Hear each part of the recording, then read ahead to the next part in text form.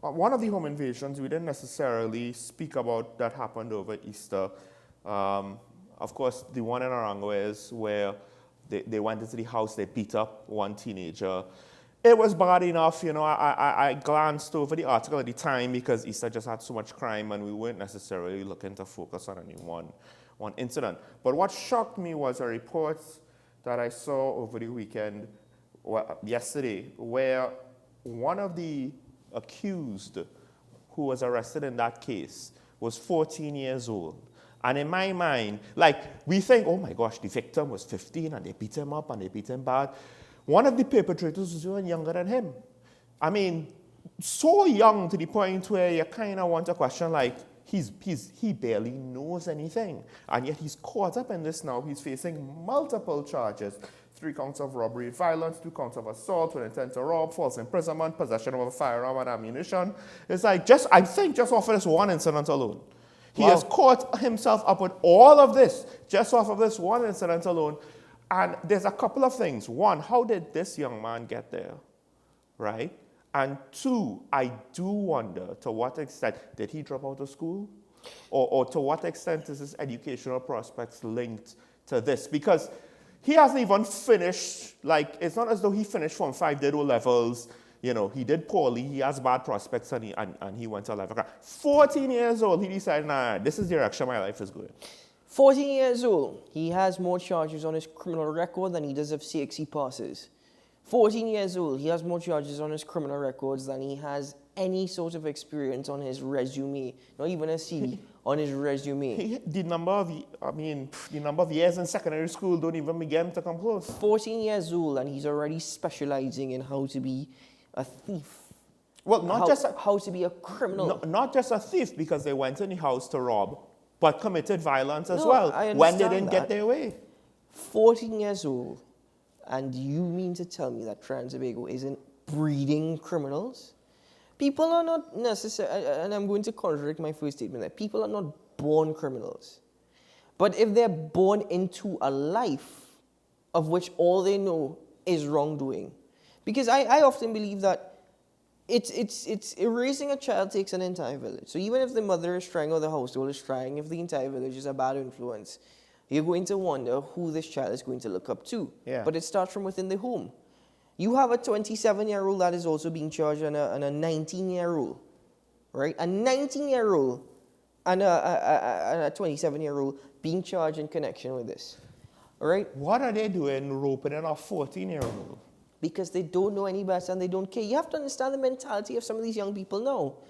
And put it this way, this wasn't even a school fight incident with this 14-year-old involved. This was a home invasion in which they brutally beat up somebody.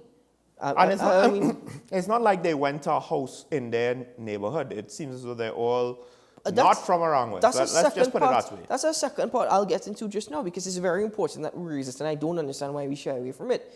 But we are breeding criminals here in Trinidad and Tobago. We are fostering criminals at that age. And you could just tell from the school system, these students feel as though they know everything. These young people feel as though they already know everything about the world. And as I've said, they've accepted that they're going to live a short life. So why not be full of thrills and an easy life? You know what? I have to smoke my marijuana. I have to still try and buy a sweet drink, as they say. Right? So therefore, I'm not going to go to work. What's the point? And even if I wanted to go work, I'm not going to find a job. Right? So why not take it from somebody else? And that is the mentality that we've been breeding here in this nation for quite some time. But to what extent is this exacerbated by the pandemic where opportunity is even less? So we're caught once again with our pants down. Opportunity is even less. I agree. And the education system is in shambles. I agree. Oh, yeah. But at the same time, you can still go to school now, even if you don't have classes 5 days a week.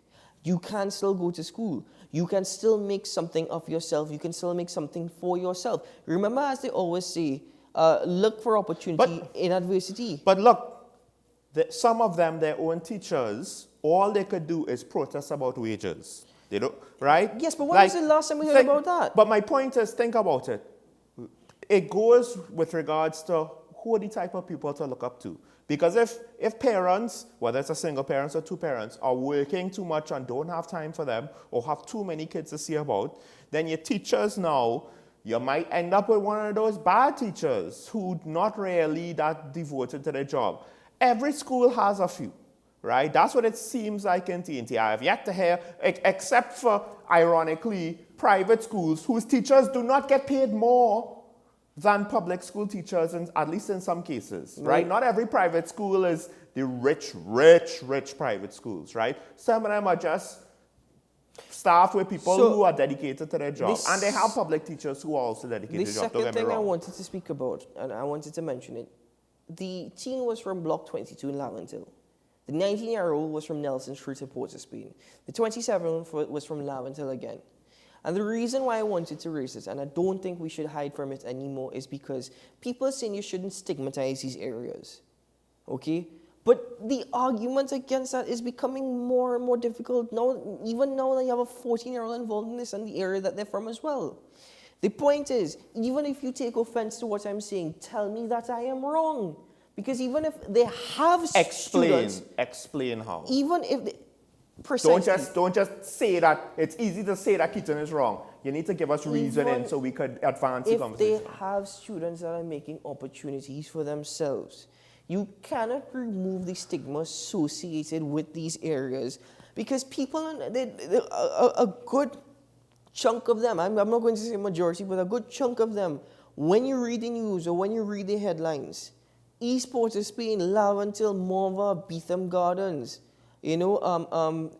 Sea Lots, all of these areas you're hearing a lot from. You keep hearing it from specific areas across Trinidad and Tobago.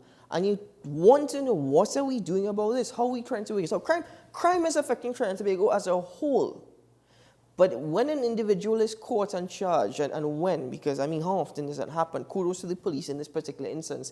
They're yet to be proven guilty. Let's just bear that in mind. The mere fact that they've been accused and charged seems to suggest that there is good enough evidence, you would hope, right? When you take a look at these areas where these accused or where those have been charged or arrested are coming from, what are we doing about it from a social standpoint? We're just sitting on our butts and just every day hearing nothing from MPs from these areas. And then when you hear from the Minister of National Security or even the Minister of Youth Development that Trinidad and Tobago is creating opportunities, somebody point me in that direction. I would just like to point out, I think one of the this is an anecdotal example, this is a singular case, I get that.